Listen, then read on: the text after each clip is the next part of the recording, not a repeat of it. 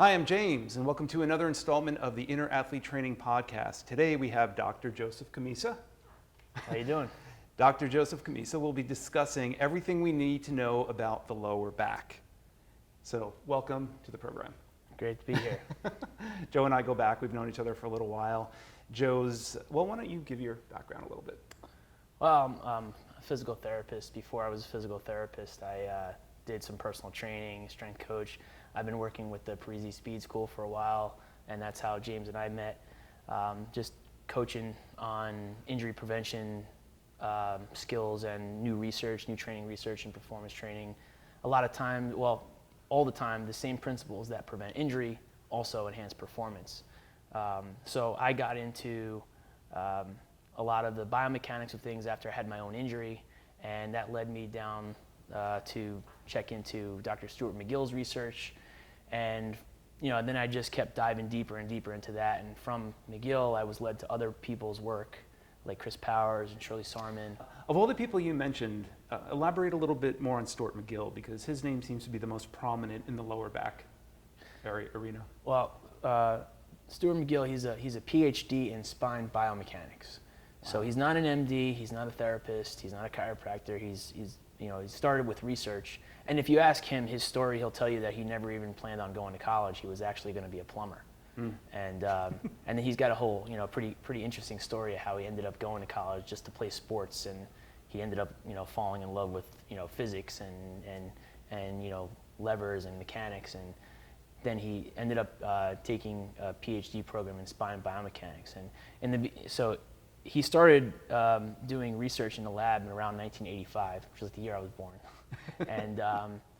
and slowly he would discover things about how the spine worked, and eventually he would do presentations for MDs and neurosurgeons, orthopedic surgeons, and he would present on things that they weren't really looking at. They were totally looking at something different, and they would be looking at your scans and pathologies, like on the scans, MRIs, and McGill would be talking about, well, look at how this patient is sitting, right? So of course they have pain. Look, they're flexion intolerant and they're sitting in flexion. So I don't need to look at their scans right away. I can tell right now one of the reasons why they're in pain. And the MD is totally, that was like another language to them. Right. They totally didn't care what position you're sitting in while you're talking to them. It was just not on their radar.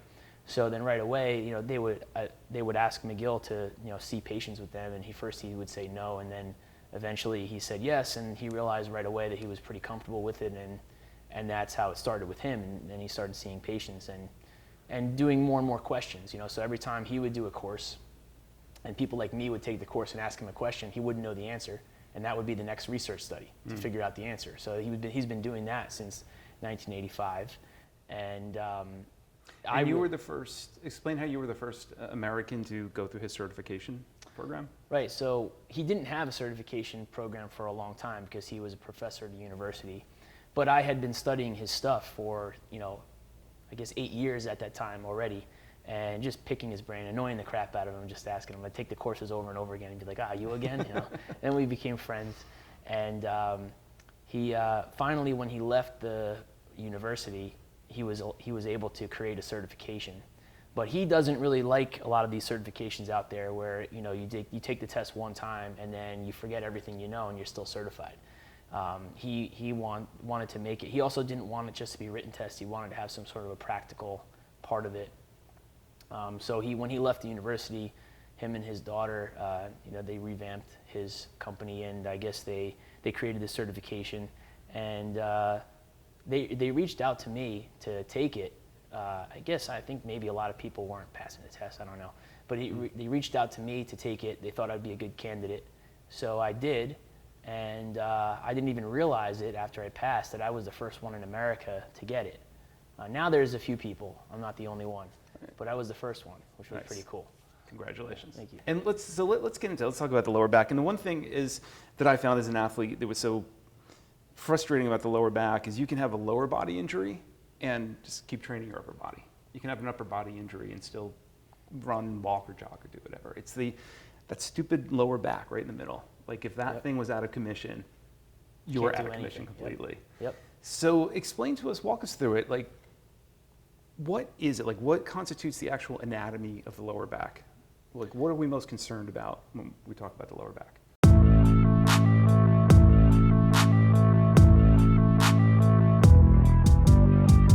The back, it has to be trained differently than, say, the hip or the shoulder, right? Because the hip and the shoulder are ball and socket joints, is where we're supposed to generate power. But generally, if you create power with your back, you will eventually break down, most likely. I mean, there's some people that are touched by the hand of God, they have great genetics, and they may not. But majority of people will succumb to injury if they try to generate power over long term with their back. And that's because the joint's not the same, it's not the same joint. Your back is kind of like it's almost like if you had no muscles, picture stacking a bunch of oranges on top of each other and then expecting them to just stay there, right? They would just fall. That's the segments in your back. So they're held together with, there's a disc in between them, cartilages, ligaments, and but the main stabilizers are the muscular system, the muscles, all the abdominal muscles and the obliques and the erector. So, and they act like a system of guy wires. So if you took a fishing pole and you stood the fishing pole up and you compressed it, it would bend, right? But if you took wires and you tightened a wire 360 degrees around, all equal tension around that fishing pole, you can compress it and it wouldn't bend. But if you loosen one of those wires, the whole system would crumble, and that's kind of how your spine works.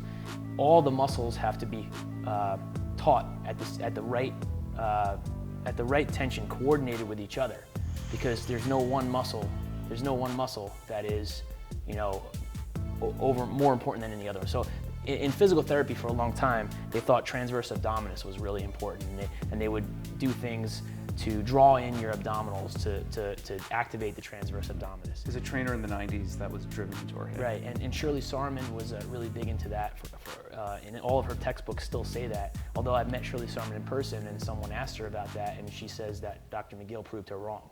And I learned that in school too. We talked about drawing in, to stabilize, and McGill's research has shown that actually will make your back buckle. If you just activate TA and not the rest of the muscles, you're not going to create that guy wire system that's going to successfully stabilize the spine. They have to be equally and coordinated in a tuned fashion, tuned to the right volume to stop motion.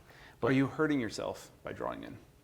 I mean, if you're not under load, no. But if you're trying to take load through your spine and you draw even in, something as simple as like a body weight push-up? That's still load. So let's talk about load, because a lot of people don't really, this was confusing to me early on too. You can have internal load and external load, right? So if you external load, like you're holding weights, right? That's external load. Internal load is, your just muscles are contracting, loading your spine. They contract and they crunch down, they load your spine. Even just activating your abdominals, like some people are sensitive to compressive load. If they brace their core too hard, they get pain, because that's creating load, right? So when you're doing a push-up, there's load because you have a flexion moment, but not movement. If you do a proper push-up, gravity's trying to push you into extension, and you're activating your flexors to stop extension. You're activating a lot more than just your flexors, but generally you're creating a flexion moment. That the anterior chain is getting stressed, and you have to stop movement rather than create it.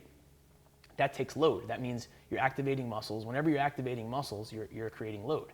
If it's below your limits, then you're fine. But if it's if it exceeds your load limit, you're going to get pain.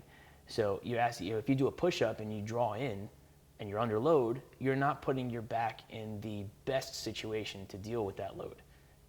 So you're not as resilient. And if you have better than not drawing in. Not really. Really? Because Okay. you're actually guaranteeing that you're doing the poor strategy. Okay. If you did nothing, you may be bracing properly without realizing it. But if you draw in, you're definitely bracing poorly. Right? So the only thing transverse abdominis really helps you do is vomit. Right? If you're going to activate your TA alone, or if you want to look slimmer in a suit or something, you can suck in your gut. Right. But that's not going to help you bear load through your spine. It's actually more likely for it to buckle, and it puts you at higher risk. So what did McGill teach us?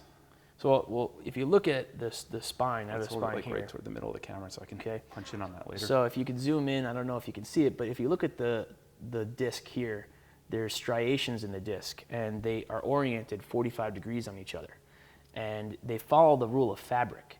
So if I were to take my shirt and rub it over and over again, what would happen? Eventually the fibers, the weaving would start spread out, start to weave apart, and the fabric would weaken, right? That's kind of what happens to your disc. So a ball and socket joint, you have the socket and the ball, and it goes like this, right? But that's not how your spine works. So we can't generate too much power with this because it's like fabric. So if you're twisting and bending a lot, you start to weave the fabric apart. So the fibers are held together in a membrane called the ground substance, and that keeps them packed in real tight. So like a thick steak, it doesn't really deform too much with different postures that you take. But over time, with repeated bending, especially bending under load, it starts to loosen those fibers, and the ground substance gets looser, and now the disc becomes soft and malleable. So now, that makes you better at some things like yoga, because you're more pliable and more flexible, and maybe even golf, but it makes you less resilient to load. Always when you're training, you create adaptation, and many times when you adapt to one thing, you're borrowing from something else, right? If you try to train for a marathon, you're going to become a slower sprinter, right? You can't do both. What makes you better at one steals from the other, right? So if you're wanting to work on mobility in the spine, and you weave that fabric apart, and you degristle that disc per se, and you get it nice and soft and malleable, you'll be able to twist and bend all weird ways, and you'll be great at yoga, and you may not have pain. And especially if you have ovoid-shaped discs, because some people have limacon-shaped discs, some people have ovoid-shaped discs. Ovoids are generally better at tolerating bending forces. Limacons are more built like the trucks, like they're better at bearing load. And there's exceptions, but generally that's the way it is. So if you loosen the collagen and you create this soft and malleable disc, now when you sit down, it may bulge out a little bit. When you get up and you walk around, it may be reduced. So now you can make that disc now change with different postures. And that's many times what happens when people get injured. If they're doing deadlifts and they let their back round and they start putting the pressure, that nucleus inside, and it starts putting more pressure on the annulus, the ring of the disc, it's going to start weaving those fibers apart. And now the disc becomes less like a thick steak. It's degristled. It's able to mold with different postures. And if you sit for a while, it may bulge out, it may start touching your nerve, and it makes your glute get tight, and maybe pain goes down your leg, and you can't tolerate load as well. So if you train with power from your spine, that process starts to happen, and you'll get those fibers weave apart. But if you stay in your neutral, everybody's neutral is slightly different, that's where your back was meant to tolerate the most load.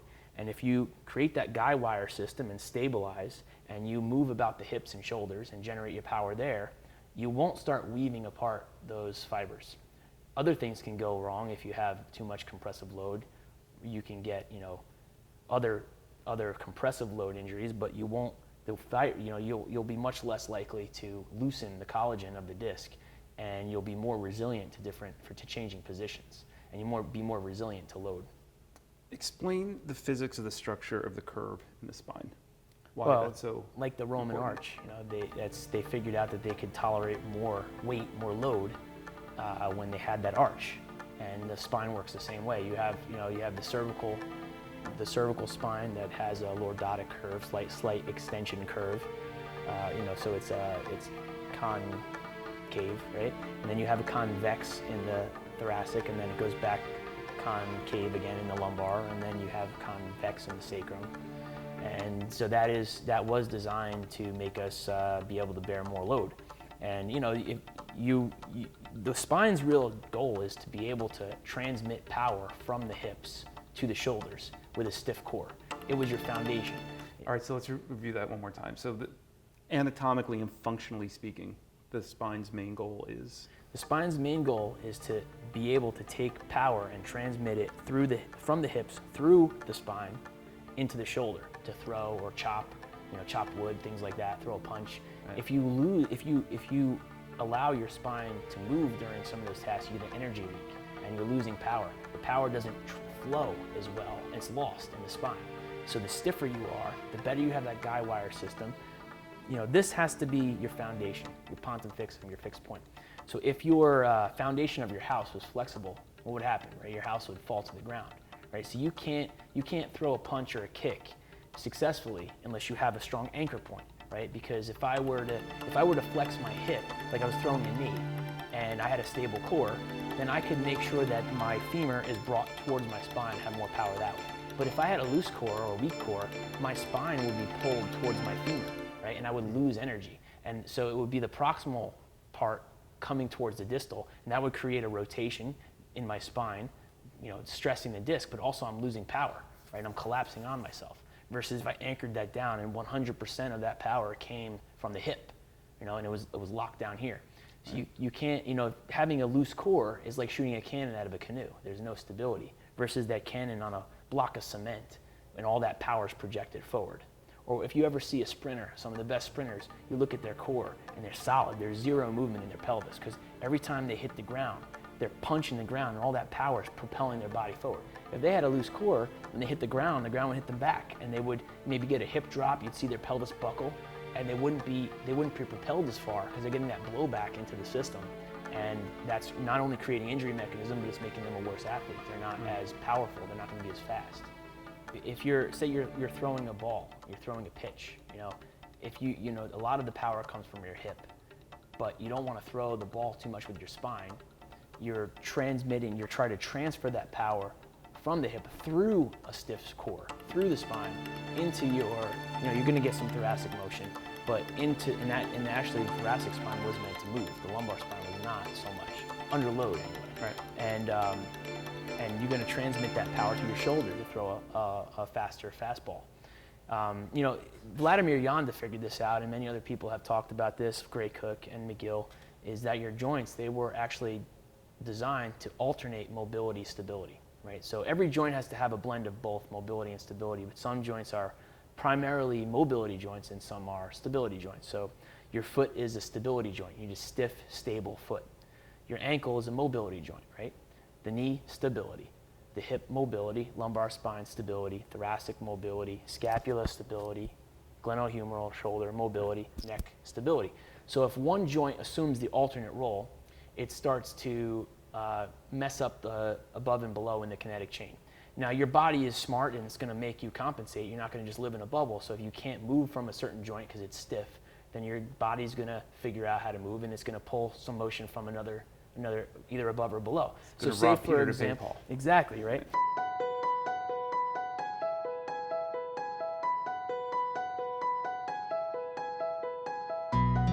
So say for example, your hip is tight, and you walk, and you can't rotate from the hips when you walk. So you're going to get it from, say, your knee now. And then you start hurting your meniscus, or some of the ligaments in your knee become loose, right? Because your knee is a stability joint. So, you may have pain in the knee, and that's what breaks down, but it could have been caused because you had no rotation in your hip. Same thing happens for your back. If you're walking and you can't rotate from your hips, then you're going to get more excessive rotation from your spine, from your lumbar spine, and that's when it breaks down.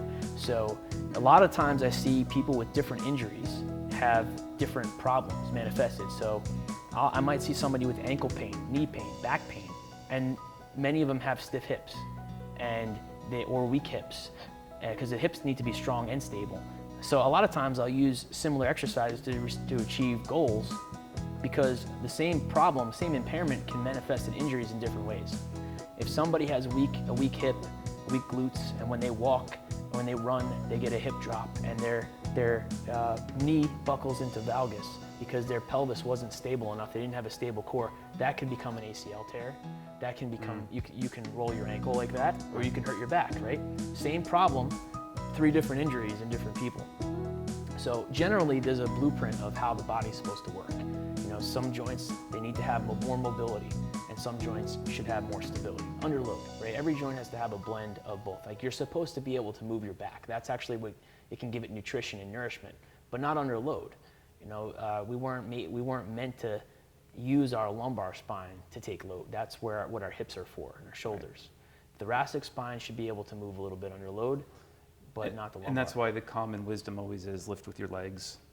Well, they say lift with your knees, which is also a bad saying because that gives you knee arthritis. Really, the saying should be lift with your hips, because that's where we're meant to take the power, right? If you lift with your knees, you're going to end up putting excessive compressive loads on the knee, and that's going to break down there. I mean, Chris Powers is kind of like the McGill of the hip and knee, and he's done a lot of research showing the impact on different postures on the knee and how you can minimize load based on, for example, if you're going up the stairs and you do a little more trunk lean forward, right, that shifts the load from the knee to the hip where it's supposed to be. Right? The more upright you are, the more knee load. Right? But you don't want to lean too far forward, you're going to load up your lower back. But there's a sweet spot where you get the best of both worlds. And there's just knowing those joint loads and those mechanics can really help you to get somebody back to being able to enjoy life again. Because if you can identify which motions, postures, and loads trigger their pain, and you know how to manipulate those during their day, you'll let that joint have a breather enough to desensitize and calm down, and then you can choose appropriate exercise selection to take advantage of putting those joints in the most optimal position to take load and make sure that you stay below your limits. Like you can still get hurt if you're moving well. You can still get hurt, but your limit is higher. It's picture like you have a credit card, but you have a much higher credit card limit when you're moving well. Right. You have to watch your dosage and your volume. You say if you have a back injury and you pick something up with horrible posture once, you get hurt. Maybe you can pick it up 10 times with good posture, but if you pick it up 50, you're still getting hurt, right? So one is just, first we got to identify the best movement strategy.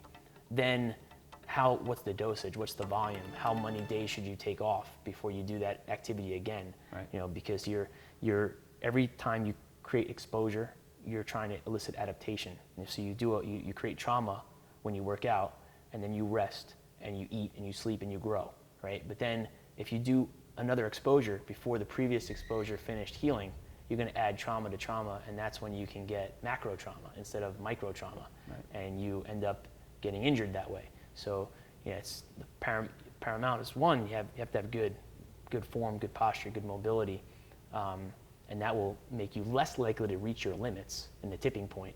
But then you also have to give your body ample recovery time, and so there's a and that's the hard part, is knowing how much time to take off right. for each person. And it's just so many variables depending on their job. What kind of job do they do, right? Right. If they, where they it's do a very it. physical job. Exactly. It's an issue. Let's reverse engineer some of those myths then. If the common wisdom used to be draw in, Mm-hmm. and it's no longer draw in, then what supplanted that? Push out, right? Push so out. if I put my fingers under my ribs and I properly brace, they should be pushed out, right? And you see a lot of times you see these strongman competitors and they have big guts, yeah. right? And that's not by accident. They have these big guts because the girth around their spine gives them more stability, and that's one of the strategies that they use to handle those immense loads. Right. So, you can picture an apple, right? You take an apple and you have a nice full apple that hasn't been bit into, and you try to compress the apple, right? It's pretty hard to break the apple, right? But say you eat the entire apple around, and now there's a very little skinny core. What happens if you try to compress that, right? It folds easily, you can right. break it. So the more girth around your spine, it's physics, the more it can tolerate compressive load. But for the average person, it doesn't have to be physical girth, it could just be more muscle. It can be both, right? So many times people who have had, massive weight loss, they end up getting back pain because they have used that fat and that girth around their spine as a stabilizer, as a stabilizing strategy, and now all of a sudden that's gone, right. And they can't use that strategy anymore. Now they have to use something different. They have to use proper muscle activation, and if they haven't been doing that because they've been relying passively on their adipose and their girth, right. Now that's gone. They lost 40 pounds in a matter of a few months, and now they start getting back pain because they're unstable, right? So, and that's another reason why wearing weight belts help you lift more weight, because it pressurizes everything, and it gives you a little more pressure in here, girth. But the rule is if you're lifting to win, then wear a belt. If you're lifting for health, don't wear a belt, because they can do a lot of damage blood pressure wise, and they can strangle the testicle, the varicocele, the vein in the testicle. Right. Is easy to happen when you do that. And the research shows that if you do wear a belt lifting, the injury is more severe, and it will only help you if you lift with poor form. There's also common wisdom, and you can dispel this if necessary, that it was the combination of drawing in, squeezing the glutes. For what? For stability? For stability. Well, drawing in, we've already talked about. That's a recipe for instability. Right. Because A, you're not maximizing the guy wire system. You're only using one thing, and the oranges will fall. But by pushing out, you are, in effect, maximizing the wire system. By pushing out, so picture this: if what happens to if you're trying to stay in one position, right? You're trying to you stop movement. If you contract too much in the front and not enough in the back of your torso, what would happen? Right? You would pelvic tilt into a flexion, right? If you contract too much in the back, you're going to pelvic tilt in extension. That's not equal. That's not equilibrium between the two sides, right? You contract too much on the side and the obliques, you side bend. If you don't contract enough on this side, you contract too much on this side. But that's why the common wisdom is always a combination of squeezing in the gut and squeezing the glutes to keep that equilibrium. You keep the equilibrium by activating all of them in the right volume. Because if you activate one too much, you change positions. And by drawing in, you're activating? By drawing in, you're only activating TA, which doesn't really move your spine. Okay. It doesn't move you any way. Interesting. It just sucks in your stomach. It sucks in draws your intestines closer to your spine. It doesn't. It's not one of the main. It doesn't create much movement in your back. So you want to use those prime movers, but you don't want to create movement with them. You want to stop movement with them. And the only way you can stop movement is if you're contracting all of them together in the right ratio to eliminate movement rather than create it. Because if one's contracting too much, then the system's not going to be balanced, and you're going to create movement to one direction. So they all have to be on, and they all have to be tuned to the right volume. And how does one do that? Well, you do that. Well, there's different ways that you can. First of all, you can do things with palpating to make sure you're not moving, and you turn on the muscles if you turn them on. So if I stand up, I don't know if you can see me on the camera, but if I put my hand, first of all, I want to find where my muscles turn off, because that's my equilibrium point. That's when everything's stacked on gravity. If I'm too far forward, I have to use muscles to keep me from falling on my face. But if I'm nice and stacked, all my joints are stacked on top of each other. Gravity is zero not zero, but I'm not using any of these muscles to maintain my posture. Everything is just kind of relaxed on top of it. But now if I want to stiffen my core, if I brace my abdominals, I should feel that my erectors turn on. Because if they don't, I'm going to move. Because to brace here and stop movement, I have to brace equally everywhere. Otherwise, I'm going to shift my pelvis position. Because to allow that to happen, to allow one muscle group to turn on and not change positions, something else has to turn on to offset that, right? If I flexed my bicep, right? If I didn't activate my tricep a little bit, I would do that, right? I can't stay in the same position isometrically unless something on the opposite, the antagonists, are working also. Right. If I contract my tricep, and I don't contract my bicep a little bit, I'm going to extend my elbow all the way. So you can't maintain a position unless there's co-contraction. So how much of this contraction, co-contraction, for most people is intuitive, and how much would have to be learned?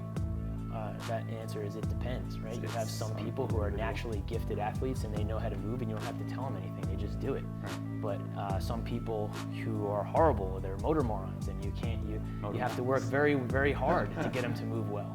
And sometimes it's not their fault, because a movement pattern is called an engram in neurology. And when you're a baby and you start learning to walk, first you're thinking about walking with the conscious part of your brain. You're thinking, I have to tighten this, and I have to put this foot forward, and I have to put that foot forward, because you know how to do it. You're trying to figure it out. Once you learn it, then it becomes subconscious. You don't think about walking anymore, you just do it. And that's an engram. It's a stored movement pattern. You're not consciously thinking about it. It's a program that just accessed, software. But when you get pain is like a virus that is in your movement software, and it corrupts your movement. And many times, the resulting movement pattern is more responsible for keeping you in pain. So you move in a way that keeps you hurting.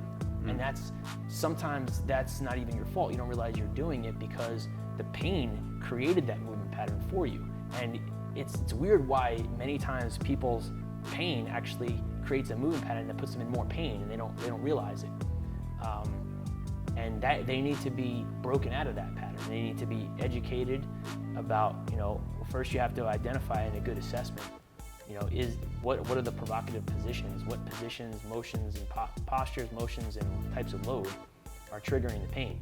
And then once you've identified that, you coach better posture, better movement, and I create a bracing strategy like we're talking about now that can engineer out the pain. So if you're talking about the spine, you can use a torso bracing strategy where you're using the pecs and lats, where there's indirect stability in the spine. So you're not directly compressing the spine, but the lats attached to the pelvis from the shoulders, so you're still stabilizing your pelvis that way. Some people need that abdominal contraction that can, lock it in there. Some people need a combination of both in some volume. Right? If you have a very low tolerance for load and you contract your abdominals, that may give you pain. That might not be a strategy that works for you. You need that torso brace because that's enough stability to take out your pain, but it doesn't crush enough to give you a problem. So that might be what you use, and you don't contract your abdominals at all, because if you do a little bit, you might create problems, pain. Usually, maybe a very slight brushing you still should do, but and sometimes somebody have complete instability, so they need maximize of both, to do certain things. And bracing has to match the activity. When you get up out of a chair, you're not realizing it, but you're probably bracing your core. And you just do that. And when you get up out of bed in the morning, right? Yeah, some people have to actively do that and think about it because they have an instability that's not controlled, and they have to actually consciously reactivate that. Tighten them up before they move. And bracing has to be matched to the activity. You don't, if you're walking a little bit and you have an instability in your back, you brace just a little bit to control the stability, but you don't need to crush. You don't need to brace as hard as you can. If you're lifting something heavy, you have to brace hard.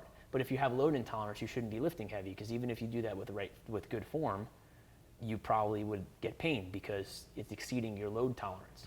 But if you're bending over to brush your teeth, if you don't brace, you might get pain. But if you brace, that might control your pain. If you brace too hard, you might increase your pain. Right. So it has to be tuned to the right volume. And I've had that experience as a trainer throughout the decades, actually. It's like somebody feeling something awkward or slightly painful. And it's like literally, okay, just squeeze this part of your body, and boom, that they're doing it without pain. Yeah.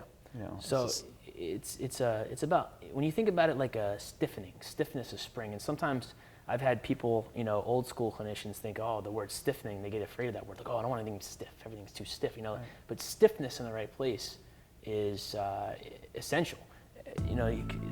Think of a spring, right? If you had two springs and one is stiff and one is loose, and they're connected to each other, and you pull on both of them, which one's gonna move?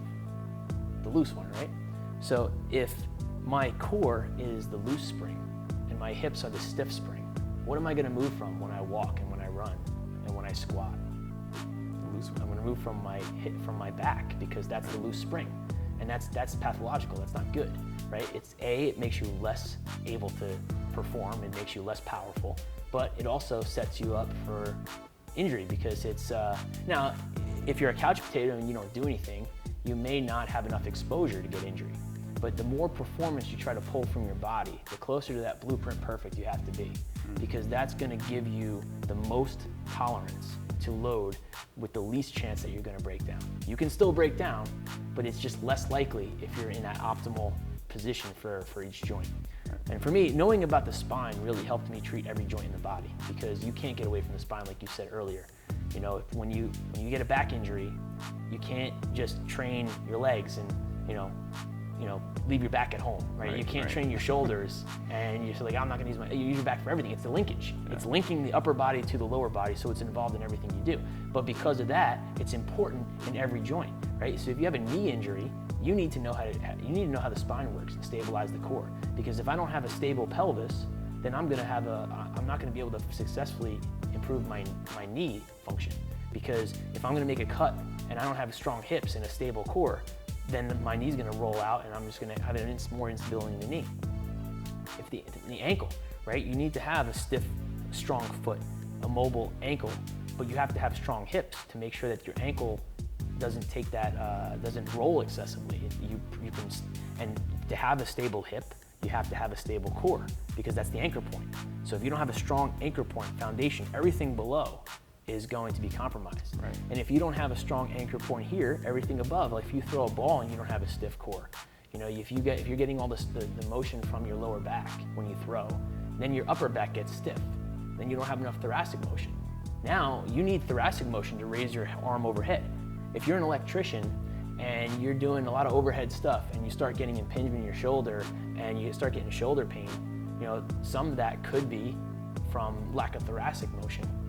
And that could be maybe because you're stiff there, you're arching your lower back, you're getting all your motion from your lower back. Then you get pain in your lower back too because you don't have in the right places. Right? So you have to look at the whole body and look at how it moves, and you can pick out why did somebody develop pain in a certain place, right? You can get elbow pain if you don't have good shoulder mobility, right? Because it's just like the knee. If you don't have good movement at the shoulder, then you're gonna get it from above or below. You'll start getting a loose scapula, and you might get neck pain from that. You might move excessively from your elbow when you throw or when you play tennis, and now you get an unstable elbow. You get a lateral collateral or ulnar collateral ligament injury in the elbow.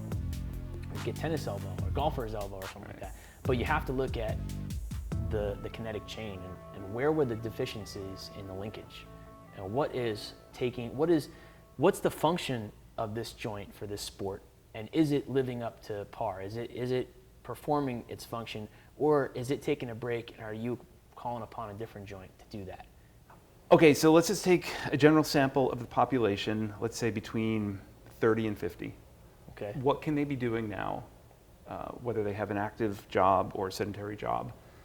What can they be doing daily in their exercise routine or whatever time they find the day to sort of self-evaluate to make sure that they're preventing any kind of back pain into their 40s, 50s, 60s and on? Well, again, the answer is it depends, right? Because if I don't have somebody in front of me to assess them, I really can't give specific information for anybody, even if there's multiple people with the same age group, with the same diagnosed injury. Right. Every back is different, every elbow is different. But are there let's talk about very general, generally, high-level principles. Generally, if you have a job where you do a certain thing all day, you need to undo the stresses of that thing. So our bodies weren't meant to assume the same position all day long. The ideal posture is one that's always changing. So if you sit at a desk all day, for example, your glutes are getting shut off, your hip flexors are getting tight. So the worst thing you could do is now go to the gym and do a lot of things sitting down. Get right on the bike, You can do those things, but you have to undo the stresses of sitting, as part of your fitness routine, or even at least your warm-up, right? So you need to do things that activate the glutes, because you're sitting on them all day. It's very easy for them to shut off. You have to do things to open up your hips and lengthen your hip flexors. So, is there one or two general exercises that could, again, very generally accommodate these? Well, push-ups, lunges, there's squats. the McGill Big Three if you're looking for spine stability, and that's majority of the population will be good with those exercises. But again, they have to be in the right version, so you can do them in the right form. They don't create pain, and there needs to be no contraindications to those exercises. But those rose to the top because McGill, he checked every single exercise you can imagine, and over 30 years of research, figured out that those three gave you the best bang for your buck, where they basically gave you the most amount of good stiffness to the core with the least amount of load and strain to the back. All right, well, we're wrapping up, Joe. I really appreciate your time. Thanks a lot for this. So as a quick takeaway, just sum it up. Like, for the average person who may not go to the gym, who may not do McGill exercises, but you're planting a seed of awareness in their body and in their back. What's the big takeaway? What do you want them to think about while they're at their desk, while they're walking? What's the real basic? Well, generally, your back was not meant to create movement, it was meant to prevent it. So you want to train your back to prevent movement. So things like you said, planks, things that are where you're stopping motion here, but creating motion with your arms and legs. Planks, a push-up is a plank. Push-up is a great exercise for some. Again, everybody's a little bit different. They have certain problems or things that maybe prevent them from doing push-ups. But generally, you don't want to do things where you put your back into flexion or rotation or overarching. You want to do things where you stop motion. So you have static core exercises like planks, and you could have dynamic core exercises like chops and lifts, locking the ribs to the pelvis and not allowing the twist to happen from the low back, but rotating about the hips, landmines, things like that. Or doing single arm stuff, stopping rotation, like doing a single arm press. That's going to create a rotation torque, but you have to stop that. You have to prevent it rather than create it. So do things to challenge your core that want to pull it out of motion, and you have to stop that motion. That's what your core was designed to do. Hitting a sledgehammer, doing a medicine ball throw, locking it down and generating that But power. for people who aren't even going to do that, let's just say they're just starting with taking a walk every day after work. What's that person being conscious of? Well, they want pelvic stability. So, some people might already have it. Some people, when they're walking, they may be twisting their back, or so they may want to lock down the core a little bit, stiffen, push the fingers out. Pull shoulder blades back a little bit. Yeah, you can. There's a strategy that you can use when you stand up. You can take the thumbs, turn the thumbs all the way out. See, that lifts my chest. Just do that toward the camera a little more.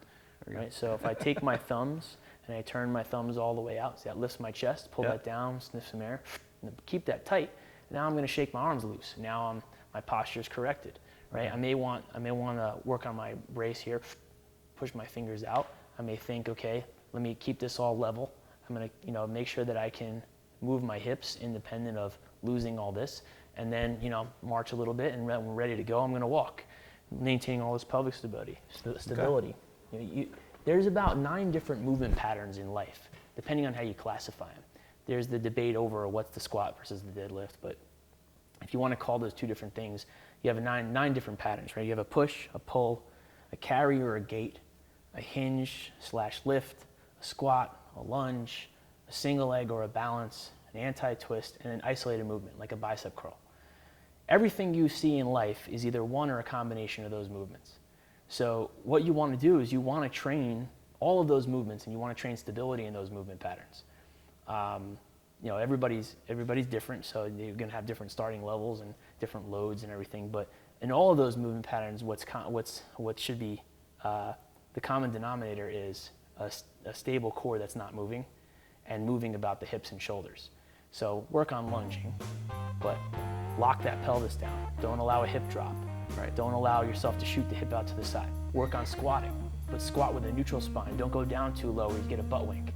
And these are things people can do with body weight and don't need to go to a gym. Exactly.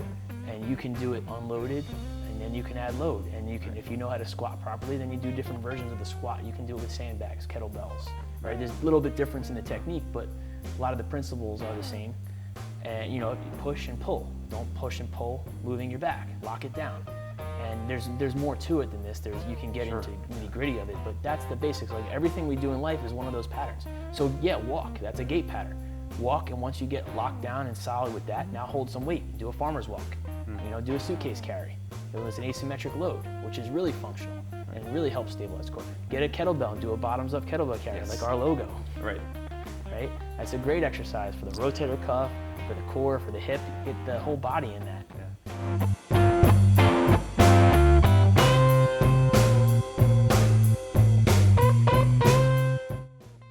Bird dog progression, right? You can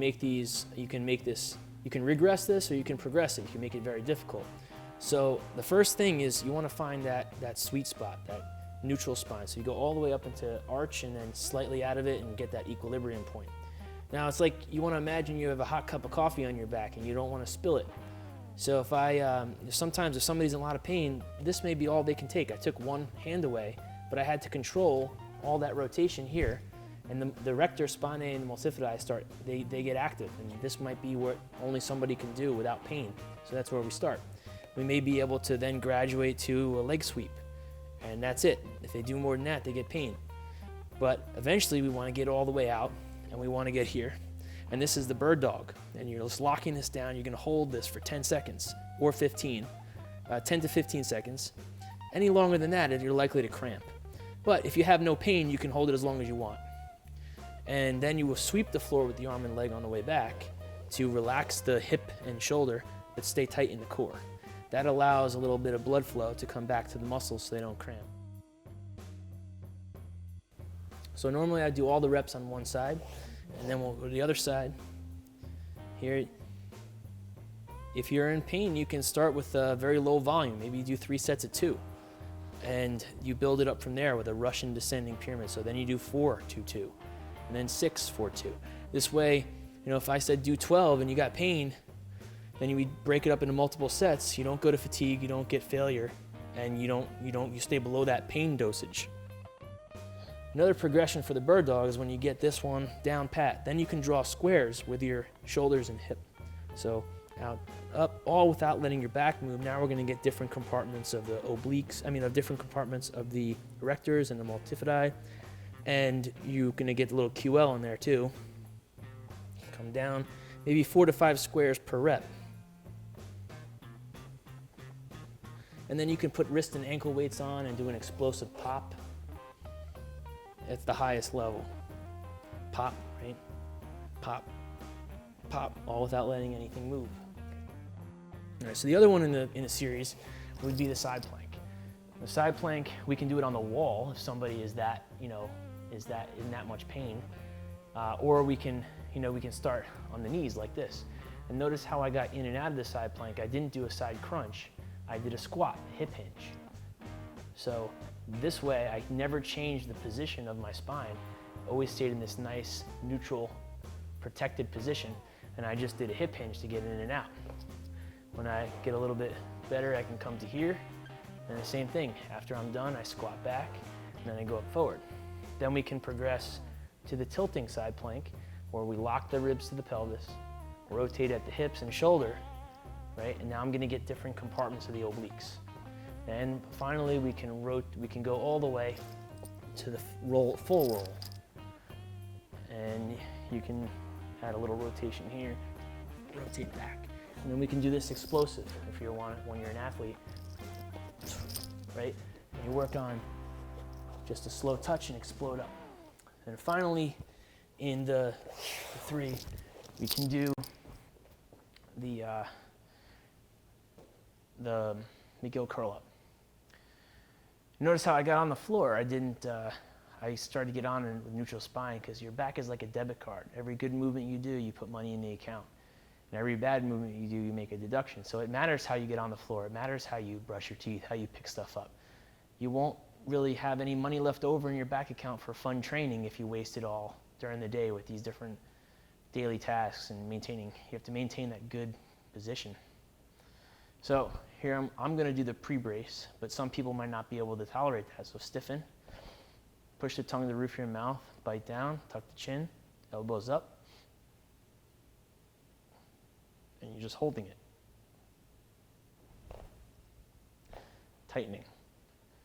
So I would do the same thing, 10-second hold, 15-second hold. I would try to keep equal reps and hold time for all 3 of those so you get the same time under tension. If you didn't do the pre-brace, you just come up and you're not trying to stiffen too hard because that sometimes can create pain. So you just have to back off a little bit. Then you can graduate to the highest level, which is somebody can even come and do some abdominal raking on you. They can give you higher level out on the obliques, not on the rectus, but they can rake this to make you have even higher levels of activation. And then we graduate to the McGill dead bug, where you're basically anchoring down, you're preventing motion in your core, and you're not going to do a crunch this time. You're just going to bring the arm and leg up 6 inches and hold. And now we'll get some psoas in there, some of the hip flexors.